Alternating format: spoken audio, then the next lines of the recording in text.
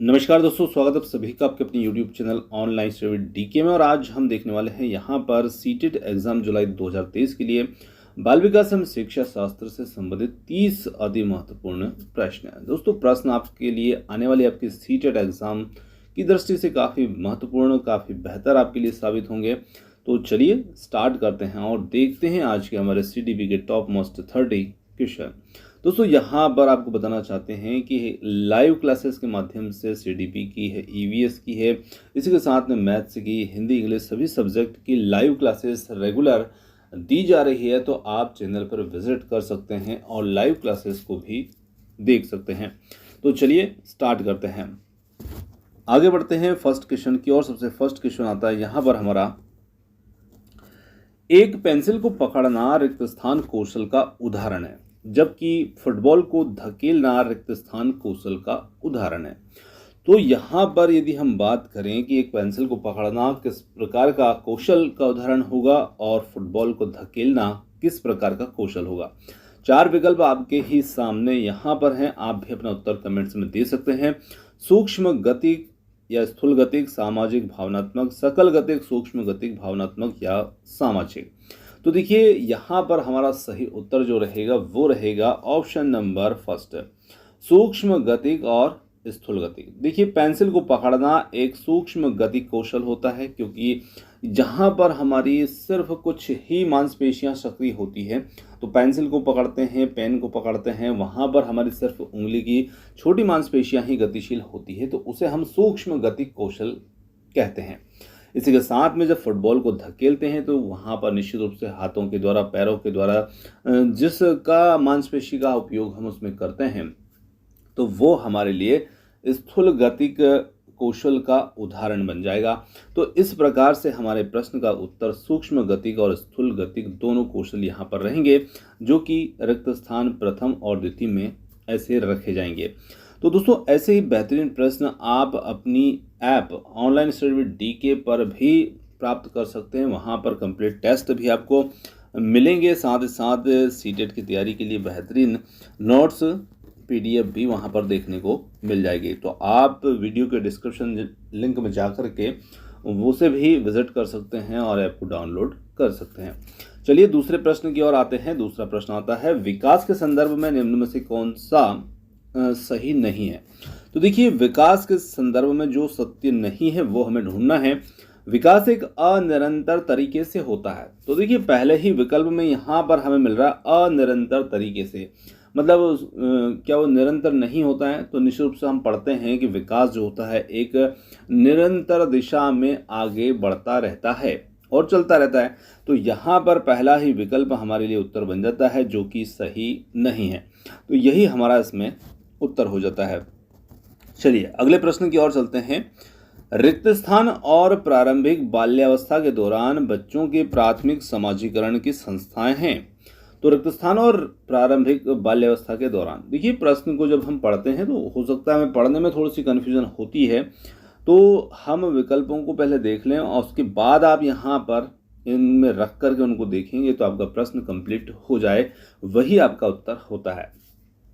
तो देखिए यहाँ पर है धार्मिक संस्थाएं और कानून। तो यहाँ पर देखिए प्राथमिक समाजीकरण की संस्था हमसे पूछ रहा, सीधा सीधा मतलब है, और वो होता है हमारा परिवार और पास पड़ोस यानी कि आस पड़ोस। तो यहाँ पर हम परिवार और आस पड़ोस प्रारंभिक बाल्यावस्था के दौरान बच्चों की प्राथमिक समाजीकरण संस्थाएं होती है, यही हमारा इसमें उत्तर हो जाएगा। अब कभी कभी यहाँ पर द्वितीयक समाजीकरण संस्थाएं भी पूछी जाती है, तो वहाँ पर हमारा विद्यालय जो होता है वो द्वितीयक समाजीकरण की संस्थाओं के अंतर्गत आता है, तो उसे भी आप जरूर ध्यान में रखिएगा। चलिए आगे बढ़ते हैं, अगले प्रश्न की बात करते हैं। जीन पियाजे के संज्ञानात्मक विकास के सिद्धांत के अनुसार अधिकतर बच्चे किस स्तर पर सामाजिक मुद्दों और न्याय के प्रति समझ जो है वो स्थापित कर लेते हैं। तो यहाँ पर यदि हम देखें इस प्रश्न में, तो यहाँ पर हमें देखना है जीन पियाजे के संज्ञानात्मक सिद्धांत के अनुसार संवेदीगामक, पूर्व संक्रियात्मक, मूर्त संक्रियात्मक, औपचारिक संक्रियात्मक। तो यहाँ पर हमें देखना है सामाजिक मुद्दों और न्याय के प्रति समझ स्थापित कर लेंगे वो स्तर हमारा कौन सा होगा। तो देखिए जीन पियाजे ने यहाँ पर संज्ञानात्मक विकास को 4 अवस्थाओं में बांटा, जिसमें हम संवेदिक या पेशी अवस्था कहते हैं जो जन्म से 2 वर्ष होती है, पूर्व संक्रियात्मक अवस्था 2 से 7 वर्ष की, मूर्त संक्रियात्मक होती है 7 से 12 और अमूर्त संक्रियात्मक अवस्था 12 से 15 वर्ष की, जिसे हम फॉर्मल ऑपरेशनल भी कहते हैं। तो यहाँ पर औपचारिक संक्रियात्मक अवस्था जो होती है ये 12 वर्ष की आयु से वयस्क अवस्था तक की अवधि होती है और इसमें बच्चे का जो मस्तिष्क होता है वो भी परिपक्व होने लगता है। तो यही हमारा इसमें यहाँ पर उत्तर बन जाएगा ऑप्शन नंबर डी, औपचारिक संक्रियात्मक अवस्था यहाँ पर सही उत्तर होगा। चलिए आगे बढ़ते हैं, अगले प्रश्न की ओर चलते हैं।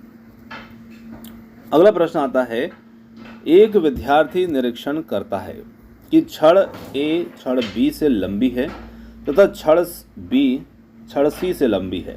इस निरीक्षण के आधार पर विद्यार्थी यह निष्कर्ष निकालता है कि छड़ ए छड़ बी से लंबी है, परंतु जब यही समस्या उससे मौखिक रूप से पूछी जाती है तो वह सही निष्कर्ष नहीं निकाल पाता।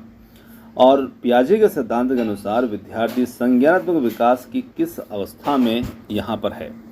तो यहाँ पर विद्यार्थी मूर्त संक्रियात्मक, औपचारिक संक्रियात्मक, संवेदीगामक अवस्था, पूर्व संक्रियात्मक अवस्था। तो देखिए बच्चा यहाँ पर जब देखता है तो वो जब मूर्त रूप में उन चीज़ों को देखता है तो वो एक सही निष्कर्ष निकाल लेता है, परंतु जब वो छड़ उसके सामने नहीं होती है और मौखिक रूप से उससे संबंधित बात पूछी जाती है तो वो यहाँ पर उत्तर नहीं दे पाता है। तो यहाँ पर बच्चा जो है मूर्त संक्रियात्मक अवस्था की स्थिति में रहेगा, ऑप्शन नंबर ए। चलिए अगले प्रश्न की ओर बढ़ते हैं। अगला प्रश्न आता है यहाँ पर निम्न में से किसे लॉरेंस कोलबर्ग द्वारा वर्णित किया गया है। तो यहाँ पर हमें देखना है सामाजिक अनुबंध अभिविन्यास, निकटवर्ती विकास का क्षेत्र, आंतरिक वाक या आत्म केंद्रित वाक। तो देखिए यहाँ पर लॉरेंस कोलबर्ग के द्वारा जो वर्णित किया गया है वो है सामाजिक अनुबंध अभिविन्यास। ऑप्शन नंबर फर्स्ट ही यहाँ पर उत्तर होगा। राजेश तीसरी कक्षा का विद्यार्थी है, एक समस्या का समाधान खोजने से जूझ रहा है। यह देखकर उसकी अध्यापिका ने उसे कुछ संकेत दिए जिसके आधार पर वह समस्या का समाधान कर पाया। लेव वाइगोत्स्की की शब्दावली में अध्यापिका ने पाठ प्रदान करके राजेश को रिक्त स्थान पाने में मदद की। तो यहाँ पर राजेश को क्या पाने में मदद की? स्वकेंद्रिता, अपरिवर्तनीय सोच, समीपस्थ विकास का क्षेत्र या जैविक परिपक्वता। तो शिक्षिका ने देखिए राजेश जो समस्या से जूझ रहा था उसे पाठ प्रदान करके समीपस्थ विकास का क्षेत्र पाने में मदद की और यही ऑप्शन सी हमारा इसमें उत्तर हो जाएगा। चलिए आगे बढ़ते हैं, अगले प्रश्न की बात करें। निम्नलिखित में से किस सिद्धांतकारी ने अधिगम के संदर्भ में सामाजिक संरचनावाद पर जोर दिया है। तो यहाँ पर सामाजिक संरचनावाद पर जोर देने वाले जो थे वो कौन थे? B.F. स्किनर, लॉरेंस कोलबर्ग, लेव वाइगोत्स्की या सिगमंड फ्रायड। तो हमारा उत्तर हो जाएगा यहाँ पर लेव वाइगोत्स्की, ऑप्शन नंबर सी इसमें हमारा सही उत्तर होगा। चलिए आगे बढ़ते हैं, अगले प्रश्न की बात करें। तो अगला प्रश्न आता है, करके सीखना खोजी अधिगम और सहभागी अधिगम एक रिक्त स्थान कक्षा की विशेषताएं हैं। यहाँ पर है व्यवहार केंद्रित, व्यवहारवादी, प्रगतिशील, अध्यापक केंद्रित या फिर है निष्क्रिय। तो देखिए करके सीखना, खोजी अधिगम और सहभागी अधिगम ये एक प्रगतिशील कक्षा की विशेषताओं में शामिल होती है। ऑप्शन जो बी होगा वो हमारा इसमें उत्तर होगा। आगे चलते हैं, अगले प्रश्न की बात करें। राधिका एक खिलाड़ी होने के साथ साथ एक अच्छी नृत्यांगना भी है और हावर्ड गार्डनर के अनुसार उसके पास रिक्त स्थान प्रकार की बुद्धि है। अब देखिए ये जो प्रश्न है यहाँ पर यदि हम देखें हावर्ड गार्डनर के अनुसार, जहाँ पर उन्होंने बुद्धि के कई सारे प्रकार बताए हैं जिसमें गति संवेदी है, मूर्त बुद्धि है, अमूर्त बुद्धि है ना, तार्किक बुद्धि है, गणितीय बुद्धि है, मतलब ये सारे बहुत सारे प्रकार उसमें बताए हैं। पर हमारा प्रश्न जो है वो खिलाड़ी से संबंधित है। तो यहाँ पर हमें देखना है कि जब भी किसी में शारीरिक क्षमता और मानसिक क्षमता का समन्वय जहाँ जिस बुद्धि में देखने को मिलता है तो वो हमारी गति संवेदी बुद्धि कहलाती है। और ये हमें देखने को मिलती है खिलाड़ियों के अंदर, क्योंकि वो अपनी शारीरिक क्षमता का प्रदर्शन करते हैं और उसको मानसिक क्षमता के समन्वय के साथ में करते हैं। तो ये ऐसी बुद्धि जो होती है वो खिलाड़ियों की बुद्धि कहलाती है, जिसे हम गति संवेदी बुद्धि के नाम से भी जानते हैं। अब देखिए, एक वो अच्छी नृत्यांगना भी है, तो कहीं ना कहीं यदि हम नृत्यांगना को भी देखें तो वो भी अपनी शारीरिक जो क्षमताएं हैं, यानी कि नृत्य करना भी एक शारीरिक क्षमता को प्रदर्शित करना है, और वो भी अपनी मानसिक क्षमताओं के समन्वय से। तो यहाँ पर उसकी बुद्धि जो हो जाती है वो शारीरिक गति संवेदिक बुद्धि के अंतर्गत आ जाएगी। ऑप्शन सी यहाँ पर उत्तर होगा। जहाँ पर हम शारीरिक क्षमता का प्रयोग मानसिक समन्वय से करते हैं तो वहाँ पर हमारी इस प्रकार की बुद्धि होती है। आगे देखिए, अगला प्रश्न आता है यहाँ पर, राष्ट्रीय शिक्षा नीति 2020 के अनुसार प्राथमिक स्तर तक के बच्चों को शिक्षा के लिए प्राथमिकता दी जाना चाहिए। मातृभाषा, विदेशी भाषा, अंग्रेजी भाषा, केवल सांकेतिक भाषा। तो यहाँ पर देखिए, नई शिक्षा नीति सिफारिश करती है कि प्राथमिक स्तर तक बच्चों को सिर्फ और सिर्फ उनकी मातृभाषा में शिक्षा दी जाए, ताकि बच्चों को एक लगाव यहाँ पर देखने को मिले और उनके स्तर से उस सभी बातों को आसानी से समझ पाएँ, अधिगम प्राप्त कर पाएँ। तो फर्स्ट विकल्प इसमें उत्तर होगा। आगे चलते हैं, अगला प्रश्न आता है, निम्नलिखित में से कौन सा कथन लिंग रूढ़िवादिता को दर्शाता है? लड़कियां लड़कों की तरह ही शैक्षिक क्षेत्र में सक्षम हैं। लड़कियां हमेशा अच्छा व्यवहार करने वाली, कोमल और भावुक होती है। लड़के और लड़कियां दोनों खेलों में अच्छा करने की सक्षमता है। लड़कियां लड़कों की तरह शिक्षा और परिवार दोनों को संभाल सकती है। तो यहाँ पर यदि हम देखें तो लड़कियां हमेशा अच्छा व्यवहार करने वाली, कोमल और भावुक होती है।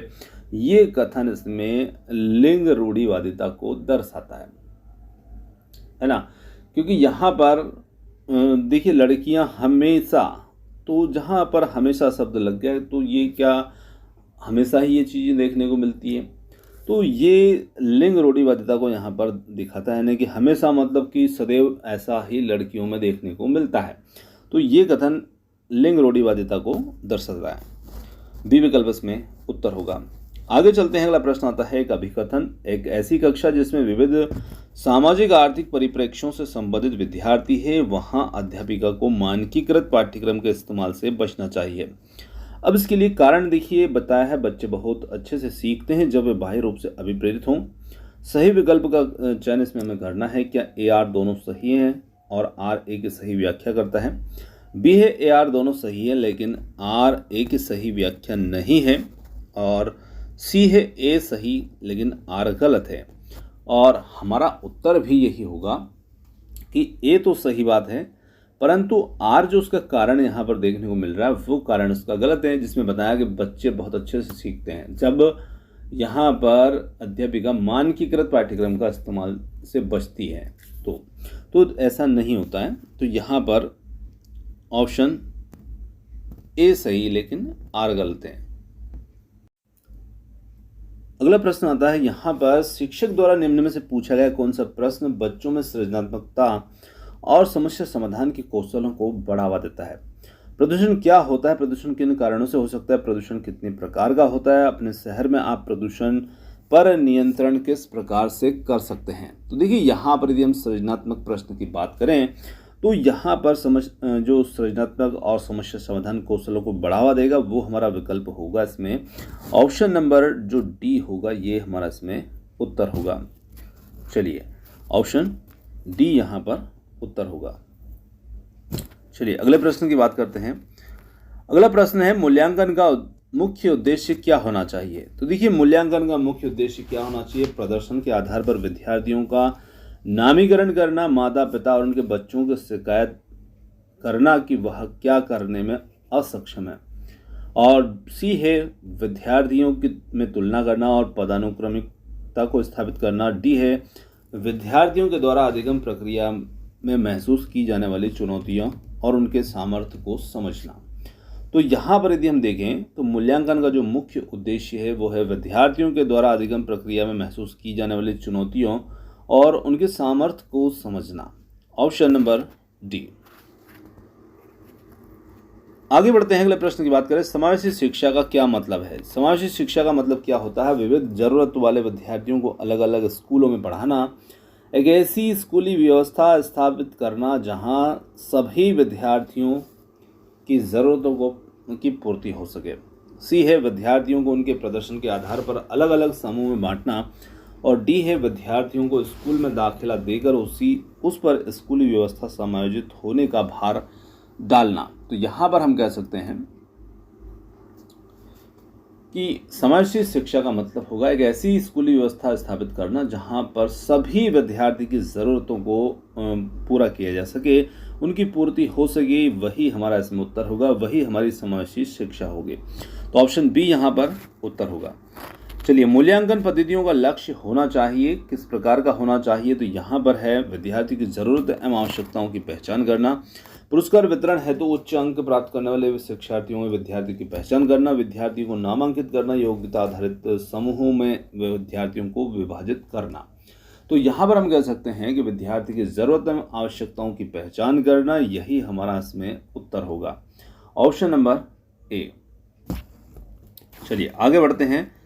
अगला प्रश्न आता है, कार्य के दौरान सायना स्वयं से बात कर रही है, वह किस कार्य पर किस प्रकार प्रगति कर सकती है?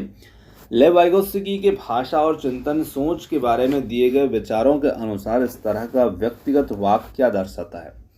या आत्म केंद्रिकता, मनोवैज्ञानिक विकार, या फिर संज्ञानात्मक अपरिपक्वता, स्वतः नियमन? तो यहाँ पर हम कह सकते हैं कि ये यहाँ पर स्वतः नियमन को दर्शाएगा, ऑप्शन डी हमारा इसमें उत्तर होगा। चलिए अगला प्रश्न आता है, बच्चों के विकास की व्यक्तिगत विभिन्नताओं को किस प्रकार से प्रतिरूपित किया जा सकता है? ना कि आनुवंशिकता, ना पर्यावरण पर, या आनुवंशिकता पर्यावरण की पारस्परिकता पर, केवल आनुवंशिकता पर, केवल पर्यावरण पर? तो देखिए, यदि हम बच्चों का व्यक्तिगत विकास विभिन्नताओं को प्रतिरूपित करें तो हम उन्हें कर सकते हैं आनुवंशिकता एवं पर्यावरण की पारस्परिकता पर, यानी कि वातावरण और जो हमारा आनुवंशिकता होगी दोनों के परस्पर के कारण। चलिए आगे अगली प्रश्न हमारा आता है, अधिगम की सर्वोत्तम अवस्था कौन सी होती है? संतुलित उत्तेजना, कोई भय नहीं, कोई उत्तेजना नहीं, कोई भय नहीं, उच्च उत्तेजना, उच्च भय, निम्न उत्तेजना, उच्च भय। तो अधिगम के लिए एक सर्वोत्तम अवस्था जो होती है वो होती है संतुलित उत्तेजना, कोई भय नहीं। यही हमारा इसमें उत्तर होगा, ऑप्शन ए। आगे चलते हैं। निम्न में से कौन सी परिपाटी विद्यार्थियों में संकल्पनात्मक समझ में बढ़ोतरी करने में सहायक है? बारंबार परीक्षाएं, अन्वेषण और संवाद, प्रतिस्पर्धा आधारित प्रतिस्पर्धाएं, पाठ्य पुस्तक केंद्रित शिक्षा शास्त्र। तो यहाँ पर हम कह सकते हैं अन्वेषण और संवाद जो होते हैं ये विद्यार्थियों में संकल्पनात्मक समझ में बढ़ोतरी करने में सहायक होते हैं। ऑप्शन बी हमारा उत्तर होगा। अधिगम के लिए निम्न में से कौन सी धारणा उपयुक्त है? यहाँ बड़े प्रयासों से कोई फर्क नहीं पड़ता, असफलता अनियंत्रित है, योग्यता सुधारी है, या फिर योग्यता अटल है? तो देखिए, धारणा उपयुक्त जो होगी वो होगी योग्यता सुधारी है, ऑप्शन नंबर सी, यही हमारा उत्तर होगा। आगे चलते हैं। अगला प्रश्न आता है, अधिगम का संरचनात्मक विचार ये सुझाव देता है कि ज्ञान की संरचना में, तो ज्ञान की संरचना में बच्चे सक्रिय भूमिका निभाते हैं, बच्चे पूर्ण रूप से पाठ्यपुस्तकों पर निर्भर रहते हैं, बच्चों की कोई भूमिका नहीं होती, या फिर है बच्चे पूर्ण रूप से वयस्कों पर निर्भर होते हैं। तो यहाँ पर यदि हम देखें, अधिगम का संरचनात्मक विचार ये सुझाव देता है कि ज्ञान की जो संरचना होती है उसमें बच्चे सक्रिय भूमिका निभाते हैं, ऑप्शन ए हमारा उत्तर हो जाएगा। चलिए आगे चलते हैं। शर्मिंदगी बच्चों को अधिगम हेतु अभिप्रेरित करने के लिए बहुत प्रभावशाली है, या के भाव को अध्यापन अधिगम प्रक्रिया में बारंबार पैदा करना चाहिए, का संज्ञान से कोई संबंध नहीं, या फिर शर्मिंदगी का संज्ञान पर नकारात्मक प्रभाव पड़ सकता है? तो यहाँ पर हम कह सकते हैं कि शर्मिंदगी जो होती है इसका संज्ञान पर नकारात्मक प्रभाव पड़ सकता है, ऑप्शन डी बन जाएगा उत्तर। चलिए अगला क्वेश्चन देखते हैं। अगला क्वेश्चन आता है, अधिगम की अभिप्रेरणा को किस प्रकार कायम रखा जा सकता है? बच्चों को बहुत आसान क्रियाकलाप देकर, यंत्रवत याद करने पर जोर देकर, बच्चों को दंड देकर, प्रवीणता अभिमुखी लक्ष्यों पर जोर देकर के। तो यहाँ पर हम कह सकते हैं प्रवीणता अभिमुखी लक्ष्यों पर जोर देकर ऑप्शन जो डी होगा वो हमारा उत्तर होगा, जहाँ पर इसके माध्यम से हम बच्चों की अधिगम की अभिप्रेरणा है उसको कायम रख सकते हैं। अगला प्रश्न है, एक अध्यापिका को दिए गए किसी कार्यकलाप में छात्रों की विभिन्न त्रुटियों का विश्लेषण करना चाहिए क्योंकि। अब क्यों यहाँ पर त्रुटियों का विश्लेषण करना चाहिए, इसके आधार पर कि वह ज़्यादा त्रुटियां करने वाले छात्रों को दूसरे छात्रों से अलग कर सकती है, अधिगम केवल त्रुटियों के शोधन पर निर्भर है, इसके आधार पर वह दंड की मात्रा निर्धारित कर सकती है, त्रुटियों की समझ अध्यापन अधिगम प्रक्रिया के लिए अर्थपूर्ण है। तो यहाँ पर हमारा सही उत्तर जो होगा वो होगा त्रुटियों की समझ अध्यापन अधिगम प्रक्रिया के लिए अर्थपूर्ण है। ऑप्शन जो डी होगा वो हमारा उत्तर होगा। चलिए अगला प्रश्न आता है, निम्न में से अध्यापन अधिगम का सबसे प्रभावशाली माध्यम कौन सा है। तो यहाँ पर यदि हम सबसे प्रभावशाली माध्यम की बात करें तो देखिए यहाँ पर सबसे प्रभावशाली माध्यम कौन सा होगा, बिना विश्लेषण के अवलोकन करना, अनुकरण नकल को दोहराना, विषय वस्तु को यंत्रवत याद करना, संकल्पनाओं के बीच संबंधों को खोजना। तो ऑप्शन जो डी होगा वो हो जाता है यहाँ पर संकल्पनाओं के बीच संबंधों को खोजना। ये अधिगम का सबसे प्रभावशाली माध्यम यहाँ पर रहेगा। चलिए अगला प्रश्न है, अधिगम कठिनाइयों से जूझते छात्रों की जरूरतों को संबोधित करने के लिए एक अध्यापक को क्या नहीं करना चाहिए। तो देखिए एक अध्यापक को जो नहीं करना चाहिए वो है व्यक्तिगत शैक्षिक योजना बनाना, शिक्षा शास्त्र और आकलन की जटिल संरचनाओं का प्रयोग या फिर दृश्य श्रव्य सामग्री का इस्तेमाल, संरचनात्मक शिक्षा शास्त्रीय उपागमों का इस्तेमाल। तो यहाँ पर यदि हम देखें तो जब अधिगम की कठिनाई से छात्र जूझ रहे हैं उनको संबोधित करने के लिए एक अध्यापक को क्या नहीं करना चाहिए, तो शिक्षा शास्त्र और आकलन की जटिल संरचनाओं का प्रयोग। देखिए जटिल संरचनाओं का प्रयोग यहाँ पर शिक्षक को नहीं करना चाहिए। चलिए ऑप्शन बी उत्तर हो जाएगा। समस्या समाधान क्षमताओं को किस प्रकार सुसाध्य किया जा सकता है, समरूपों के इस्तेमाल को बढ़ावा देकर, विद्यार्थियों में डर की भावना पैदा करके, लगातार अभ्यास और कार्यान्वयन पर जोर देकर, समस्याओं के हल हेतु अटल प्रक्रिया के इस्तेमाल को बढ़ावा देकर। तो यहाँ पर हम कह सकते हैं